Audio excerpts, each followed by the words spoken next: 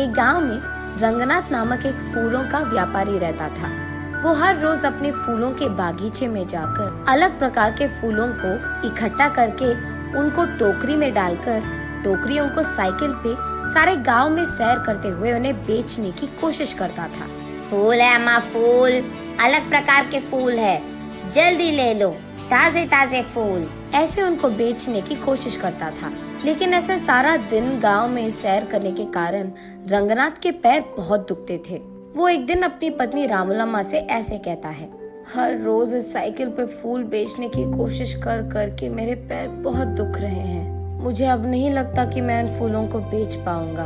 हमारे सारे पड़ोसी खेती ही करके पैसे कमाते हैं, एक सिर्फ आप हैं जिनको कुछ हटके कुछ अलग करना था, इसलिए शुरू कर बैठे ना फूलों का बागीचा। उन लोगों की कमाई देखो हजारों में है और हमारा देखो कहाँ है।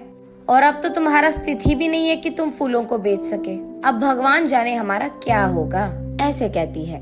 तब रंगनाथ इस सोच में पड़ जाता है कि इस मुश्किल का हल कैसे मिलेगा। एक दिन वो यही सोचते हुए अपने फूलों की बागीचे में जाता है। तब वहाँ उसका दोस्त राजा राम आता है। कैसे हो रंगनाथ, कैसे चल रहा है तुम्हारा फूलों का व्यापार? क्या व्यापार, क्या चलना, एक फूटी कौड़ी नहीं मिल रही मुझे। क्यों रंगनाथ, ऐसा क्या हो गया? फूल बिक नहीं रहे हैं क्या? फूल भी नहीं बिक रहे हैं और मैं भी उन्हें बेचने नहीं जा रहा। हाँ क्यों, क्या हुआ? कुछ नहीं यार, इस साइकिल को चला चला कर मेरे पैर ना लग रहे हैं कि मर ही गए। मेरी टांग इतने खींचते हैं, इसलिए कुछ दिनों से मैं फूल बेचने नहीं जा पा रहा हूँ। अरे रे, हाँ क्या? तो फिर आप क्या करना चाहते हो? कुछ नहीं, इस सारा खेत मैं किसी और को खेती करने के लिए देना चाहता हूँ। अगर कोई पता है तो बोल देना यार, ऐसे कहता है। लेकिन इस गांव में सभी के पास अपने अपने खेत है ना, तो खेती करने तुम्हारा किराए पे कौन लेगा? हाँ बात तो सही है, अब वो भगवान ही कोई रास्ता दिखाएगा मुझे, ऐसे निराश होकर कहता है रंगनाथ। तभी राजा राम को कुछ योजना सूझती है और वो ऐसे कहता है, हाँ भगवान से याद आया मुझे, मेरे खेत में कुछ दिन पहले एक देवता की मूर्ति मिली थी। उसको मैंने अपने खेत में सड़क के बगल वाले पेड़ के नीचे लगाया है। ओह, तो फिर अब हम क्या करें? क्या कह रहे हो तुम कि उस देवता की पूजा करूं ताकि मेरे मुश्किल सारे दूर हो जाए? नहीं यार रंगनाथ, मैं वो नहीं कह रहा। तुम्हारे व्यापार में अगर मुझे एक हिस्सा मिलेगा तो मैं तुम्हें एक उपाय दूंगा। अरे पहले उपाय तो बता दो यार। देख, अब तुम्हारे और मेरे खेत एक दूसरे के आमने सामने हैं और बीच में एक रोड भी है। अब उस रोड के बगल वाले पेड़ के नीचे ही तो मैंने उस देवता की मूर्ति को छिपाया है। अब कल सुबह मैं सबको ये बताऊंगा कि जब मैं खेती कर रहा था मुझे इस देवता की मूर्ति मिली है और उसे मैंने पेड़ के नीचे लगा दिया है। हाँ तो इसमें मेरा क्या लाभ होगा राजा राम?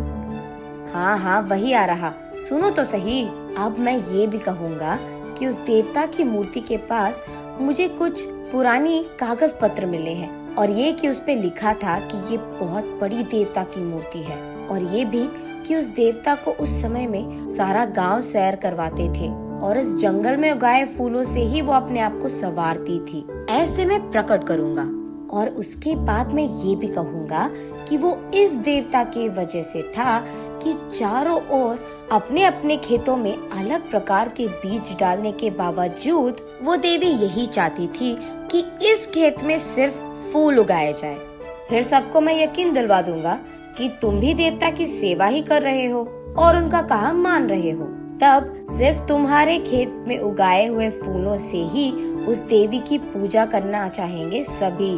तब तुम्हारे बागीचे में सारे फूल बिक जाएंगे और इतना भी नहीं, तुम अपने खेत में ही बैठकर पैसे कमा सकते हो। साइकिल चलाने की तो कोई काम नहीं होगी तुझे, ऐसे कहता है राजा राम।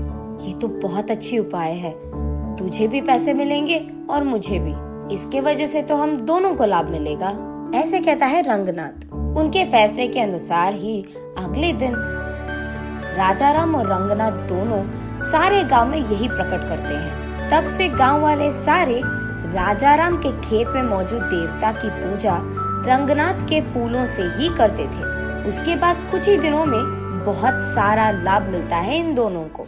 उसके कुछ ही दिनों बाद रंगनाथ की पत्नी रामूलम्मा अपनी सहेलियों के साथ जब बात कर रही थी, उसे सुनने में आता है कि उस गांव का जमींदार राजा राम के खेत में बहुत बड़ा मंदिर बनवाना चाहता है, क्योंकि वही देवी भी बाहर निकली थी।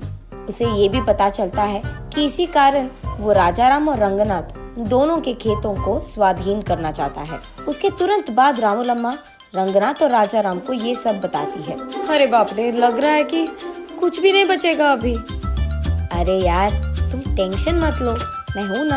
मुझे पहले से ही पता था कि ऐसा ही कुछ होगा, इसीलिए मैंने पहले ही इसका उपाय सोचकर रख लिया है।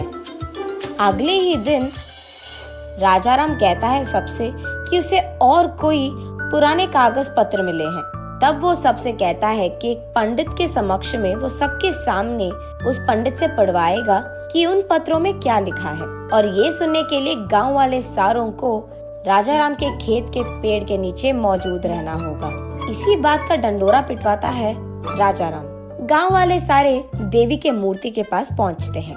तब एक पंडित राजा राम के दिए हुए पुराने कागज पत्र को पढ़ता है। उसमें ये लिखा रहता है कि उस देवता को प्रकृति बहुत अच्छा लगता था। धूप, बारिश और सर्दी से उनको बहुत प्यार था, और इसी जंगल के उस खेत में उगाए हुए फूलों से उनको संवारना भी बहुत अच्छा लगता था। और इतना ही नहीं, जब परिवार के समस्याएं या नई शादीशुदा जोड़ियां उनसे उनकी आशीर्वाद लेते हैं और उस जंगल के फूलों से देवी को पूजते हैं, तब देवी का आशीर्वाद उन्हें मिलता है। यही लिखा है उन पुराने कागज पत्र में। तब सब लोगों को समझ आता है कि देवी के मर्जी के बिना यहाँ मंदिर बनवाना शायद अच्छा नहीं है, इसीलिए मंदिर बनवाने के सोच को फिलहाल रोक लेते हैं, जमींदार के साथ साथ गांव वाले भी।